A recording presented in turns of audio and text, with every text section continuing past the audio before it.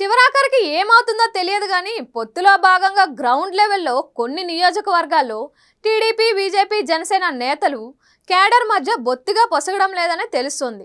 పైగా కార్యకర్తల అభిప్రాయాలు, నేతల బుజ్జగింపుల పనులు పూర్తవకుండానే టికెట్లు, నియోజకవర్గాలను ప్రకటించడం వల్ల కొత్త సమస్యలు తెరపైకి వస్తున్నాయి. ఈ లిస్టులో ఇప్పటికే పలు నియోజకవర్గాలు ఉన్నాయని తెలుస్తుండగా తాజాగా అనపర్తి కూడా తోడైందని టాక్ వినిపిస్తోంది.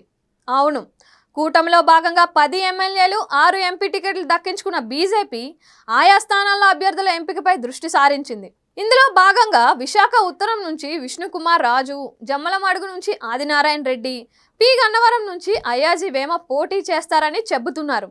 ఈ క్రమంలో అనపర్తి టికెట్ సోము వీర్రాజుకు కేటాయించారని తెలుస్తోంది. దీంతో అనపర్తిలో తమ్ముళ్ళు ఆగ్రహంతో ఊగిపోతున్నారని సమాచారం. వాస్తవానికి అనపర్తి నుంచి 2014లో టీడీపీ తరపున పోటీ చేసిన నల్లమిల్లి రామకృష్ణారెడ్డి గెలుపొందారు.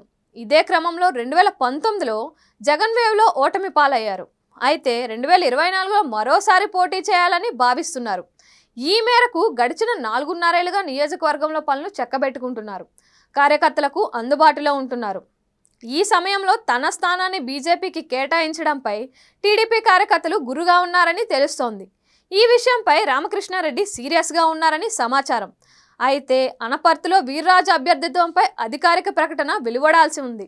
అదే జరిగితే అప్పుడు టీడీపీ కేడర్ ఎలా రియాక్ట్ అవుతుందనేది వేచి చూడాలి. కాగా సీట్ల సర్దుబాటులో భాగంగా ఇప్పటికే పలు నియోజకవర్గాల్లో టీడీపీ, జనసేన, బీజేపీ కేడర్ మధ్య సఖ్యత కొరవడుతుందని, ఈ విషయంలో అధినేతలు రంగంలోకి దిగి నేతలను, కేడర్ను కాస్త కూల్ చేయాల్సిన అవసరం ఎంతైనా ఉందని తెలుస్తోంది.